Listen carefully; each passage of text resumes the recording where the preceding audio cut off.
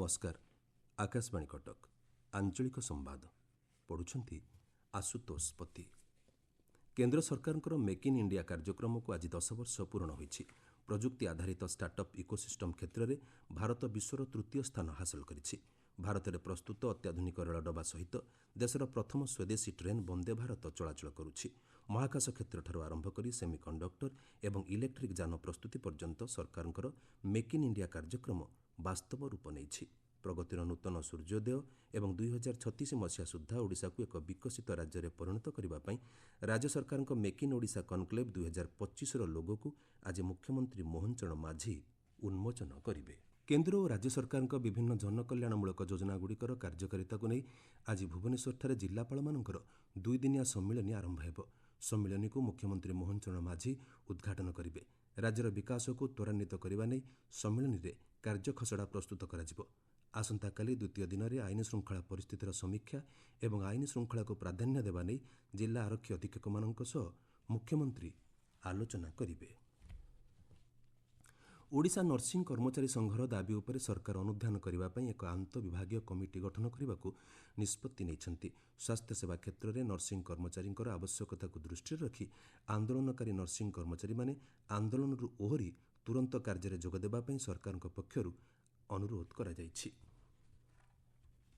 शारीरिक अक्षम किंबा स्वास्थ्यगत समस्या विद्यालय को आसीपार 6 ରୁ 14 वर्ष बयसर छात्र छात्री मानू चिन्हट करने विद्यालय और गणशिक्षा विभाग पक्षर जिला शिक्षा अधिकारी मानू कहुଯାଇଛି। छात्र छात्री मानकर पाठपढ़ा एवं पोषण में कौन असुविधा न होगापाई चिठी रे उल्लेख करा जायछि। स्वास्थ्यगत कारणरू विद्यालय को आसीपार छात्र छात्री मानू सेमानक घरे राशन सामग्री सहित पाठ्य उपकरण जोगाई देवाई गणशिक्षा विभाग पक्षर जिला शिक्षा अधिकारी मानू कहुଯାଇଛି।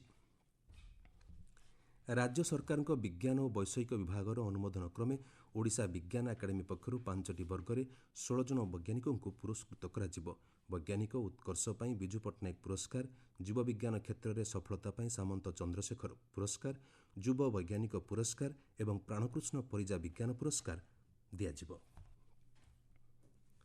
सरोगेसी किंबा उद्धार मातृत्व लाभ करुवा सरकारी कर्मचारी मानू 6 मास मातृत्व छुट्टी मिलिब। पुरुष कर्मचारी मानू 15 दिन पितृत्व छुट्टी मिलवा नहीं अर्थ विभाग पक्षर विज्ञप्ति जारी करा जायछि। पूर्वर साधारण मातृत्व क्षेत्र में महिला कर्मचारी मानू 6 मास पर्यंत मातृत्व छुट्टी मिलुथिला। केंद्र सरकार गत जून मासरे सरोगेसी मातृत्व एवं पितृत्व को छुट्टी घोषणा करने पर राज्य सरकार अनुरूप पदक्षेप नहीं। नियम अनुसार जड़े महिला कर्मचारी 2 ରୁ कम जीवित संतान थाई सरोगेट मातृत्व लाभ करने क्षेत्र में 180 दिन मातृत्व छुट्टी पाइबापी योग्य विवेचित हो पारिबे। राज्य सरकार 59 जन ओडिशा सेवा प्रशासनिक अधिकारी ओएस को अदल बदल करिसेंति। 13 जन वरिष्ठ ओडिशा ओएस को अन्य विभाग को बदली करा जायछि। मुख्यमंत्री अभियोग प्रकोष्ठ में 3 जन ओएस अधिकारी को नियुक्ति दिया जायछि। सेहिभଳି 44 जन बीडीओ को अन्य ब्लॉक को बदली करा जायछि। साधारण प्रशासन विभाग यह नुआ नियुक्ति संपर्कित विज्ञप्ति गतकाली प्रकाश पाइछि। पर्यटन एवं शांतिर वार्ता नहीं आज विश्व पर्यटन दिवस पालन करा जाउछि। पर्यटन सह संश्लिष्ट थिबा पर्यटक कर्मचारी तथा कार्यालय एवं अन्यान्य संस्थागुड़िक यह दिवस को पालन करुछंती। 1980 मसीहा ठारू जातिसंघ विश्व पर्यटन संगठन पक्षर आज दिन को विश्वव्यापी पालन करा जाय आसुछि। पर्यटनर विकास पर सबुज निवेश एक उल्लेखनीय भूमिका ग्रहण करिछि। विश्व पर्यटन दिवस अवसर में केंद्र और राज्य सरकार पर्यटन विभाग पक्षर विभिन्न पर्यटन संबंधित सचेतनतामूलक कार्यक्रम मान आयोजन करा जायछि। बंगोपसागर में सृष्ट लघुचाप प्रभाव में राज्य में विभिन्न स्थान में वर्षा लगी रही। पाणीपाग विभाग सूचना अनुसार आज वर्षार परिमाण कमिब। राज्य में चलित मौसुमी ऋतु में जून 1 ठारू वर्तमान सुधा 7% नियंटिया वर्षा होइछि। 21 जिले में स्वाभाविक वर्षा होइतिबा बेले मालकानगिरी जिले में स्वाभाविक ठारू अधिक वर्षा होइतिबा पाणीपाग विभाग सूचनारू जଣାपड़िछि। अन्यपक्षे आसंता मास 6 तारिख बेलू बंगोपसागर में आउ एक लघुचाप सृष्टि होबार संभावना रही।